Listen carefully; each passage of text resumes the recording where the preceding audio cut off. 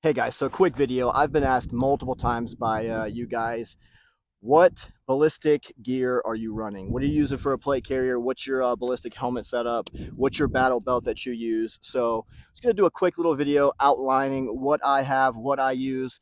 And just to preface this, I want to let you know I am not advocating for any of these products. When it comes to body armor, I think that's a very personal decision. You have to decide what's best for you, do your research, and not just take one person's word for it. Look at multiple avenues. This is just what I run. This is what I feel comfortable with my life. And I implore you to do your research and feel just as comfortable when you're making your purchases. Don't just purchase something because I say that it works for me and it's good. So without further ado, so my battle belt setup, this is the Core Essentials battle belt, super stiff, super rigid. It does have that same as their EDC belts. It has that ratcheting system, so that's super convenient when you're on the range. And some setups are lighter than others, so when you have it, cinched down, if you swap out weapons and one just happens to be heavier and your belt starts sagging, you can absolutely crank that thing down and tighten it up.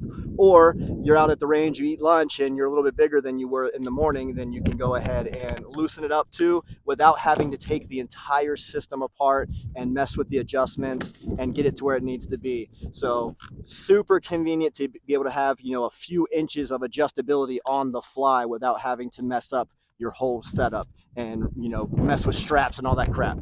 I've got a Blade Tech and a T-Rex Mars pistol holder. Pistol holsters.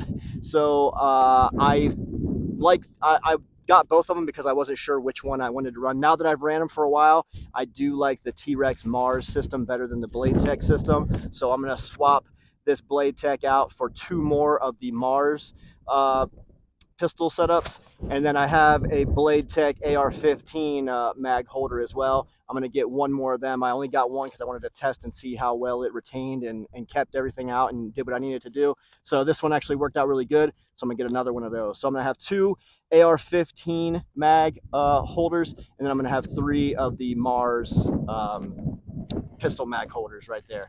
All right, moving back, I just have a no name Amazon dump pouch, OD green. I just got it pretty recently. That's why it's not dirty at all. Again, another Amazon medical pouch. However, all the supplies inside, I bought them on my own individually based on what I wanted. I did a video on this if you want to see exactly what's in this kit, and I do run a tourniquet on the bottom there. Gloves right here, so they're super lightweight, but they have nice texturing on them, and you're able to use your smartphone and touch screens and stuff without having to take your gloves off. So these are the pigs.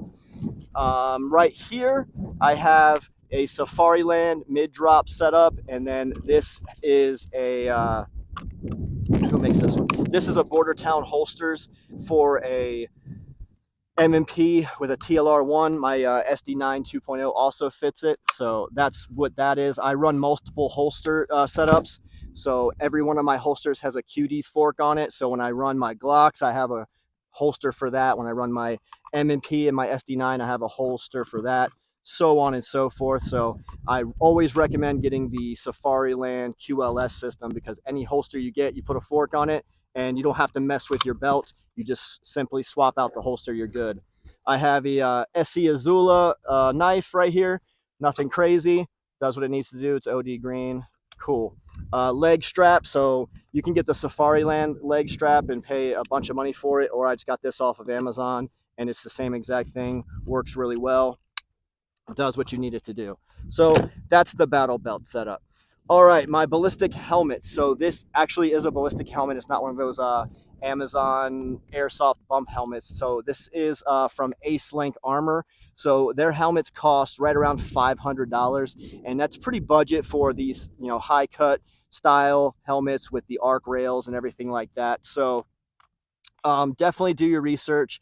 I like them because they're very affordable. They meet NIJ standards, and the thing about ballistic helmets that a lot of people don't realize is a lot of them aren't meant to take that force straight on. They're meant as more of a deflecting kind of device. Now this can take up to 44 Magnum straight on, but with that you're gonna get some deformation inside, and even though it might not go through, you're still gonna be jacked up. So watch a lot of videos, from $2,000 helmets to $500 helmets, they all do the same thing when they're hit straight on. They stop the bullet, but there's a lot of deformation in here. And you can only imagine the concussion and the force of something hitting you, say, near your temple, top of your head. You're going to be effed up and out of the fight. So just keep that in mind. Like when people say ballistic, they just automatically think bulletproof and you're just going to take the rounds and keep going. Not always the case. The concussion of that energy hitting you is pretty freaking severe. So with ballistic helmets, you're hoping that it just grazes and deflects it away from you and you're not taking that full force on. So keep that in mind. Now, how do I have this outfitted out? So this cover here was just straight off of Amazon. It was like 30 bucks. It's worked really well, fits super nice and snug. All the retention I need, all the Velcro little spots I need. It's got wire retention here if you wanted to, run your wire looms and stuff through that. Pretty good setup. What else do I have here? So I have a Nightcore IR strobe. This thing will strobe red, green, blue, IR without any visible, stuff at all. It is USB recharging, so you can just plug it in. You don't have to take it off your helmet, and you can keep it charged up. I have a Nightcore HM01 light on here. So this is just like a, I think it's like 100. I think it's 100 lumens, if I'm not mistaken. Got a nice little easy button to push on the side. What I like about this, so this isn't like a main light. This is like a reading light, read maps, things like that, without putting off a shit ton of ambient lighting. But what I like about this light is it's 360 maneuverable. It can fold out, it can fold down, it can do so many things. It's so maneuverable, and I really like that. So that's why I got this particular light. And yeah, I think it's pretty cool. I like it, and that's all that matters, right? Is that I like it. All right. I have an IR patch here with my name on it. You can do that, or you don't have to, whatever. And then back here, my comms and ear protection. So these are knockoff Peltors. They're not actual real Peltors, but they work really well. They do have gel cuff ear cuffs right here, which are really super soft and nice on the ears. They do form really nice to the ears. Some of them don't put enough pressure, and you can, when you're shooting rounds, you can kind of still get that that overbearing concussion in your ear. These seal up to your ear pretty nice, and it also has the comm setup that will come with it. And then I went ahead and bought additional accessories to be able to run to my radio. So again, these are just knockoffs from eBay. I just put in Peltor arc ear protection, and it pulled up these arc arms. Everything that came with it is from eBay, but I'm not deploying with this gear. I actually get issued gear if I'm going to deploy. So for what I'm doing around the house, if I had to put this on, if Russia invaded, because they're off the coast of Florida right now, I don't have any issues that this would not hold up. It's going to hold up just as well as any other polymer, because even the real ones are made out of polymer. They're not aluminum or anything. And if these are going to crack, the real ones are going to crack. I mean, polymer's polymer, right? All right, so my comm setup. So again, it's plugged into my ear protection here, and it's got a mic built in, and that's going to bring me over to my plate carrier. By the way, I'm just running the standard helmet pads in here right now. I do plan on upgrading the helmet pads because these aren't the most comfortable thing out there. So just keep that in mind. And also, this does have the quick adjust on the back here. So if your helmet's a little loose, you can tighten it by turning this wheel, or loosen it by turning the wheel. So pretty solid helmet. I like it. All right, plate carrier setup. So I have the Tacticon Battle Vest Elite. Pretty budget plate carrier. So for me, with plate carriers, if it's 500 to 1,000 denier nylon, I'm pretty comfortable rocking it for pretty much any scenario. You will get those really super lightweight plate carriers that are just gonna, over time, they're just gonna start fraying and tearing apart, ripping. Your plates are gonna start falling out. The Velcro is gonna wear out super fast. I do have one of the Tacticon Battle Vest lights, and that's cool for just rocking it around on the range and stuff like that. But the Battle Vest Elite is what I would use if I'm going to actually like do something, and that's why I have it set up as such. So I got a Gerber punch dagger right here. Super nice. I think these were discontinued, but you could still find them some places, Amazon, eBay, Marketplace, things like that. These are just Amazon AR-15 mag holders. They are single holders. I don't like double in the front. Some people do. If you do, great. I don't like being that bulky out in the front, especially if you have to lay down in the prone position. Your kind of body's all jacked up and weird. So I've got three here, one in the weapon, and I plan on having one more on my belt. So that's 2, 3, 4, 5. That's 6 mags. That's a full loadout. That's what you get issued in combat. So it is what it is. A couple cool guy patches. You don't really need that. This does have a nice little admin pouch here, so if you want to put your notes, your range maps, your area maps, whatever you have, nice little spot for it. Map pens, whatever. Laser cut Molly panel on the front. That way I can remove this placard right here, and I can run multiple setups. So if I don't like this setup right here, I just go ahead and yank that off, and then I can slap another one on if I have it pre-prepped, ready to go. I think that's pretty legit. That's just me, though. All right, moving on. So this does have the quick QD attach mounts, so I can just pull this here and boom, plate carrier is off of me. I can swim out of it super fast. If your plate carrier doesn't have quick detach, I would really highly recommend getting it, because it's a game changer.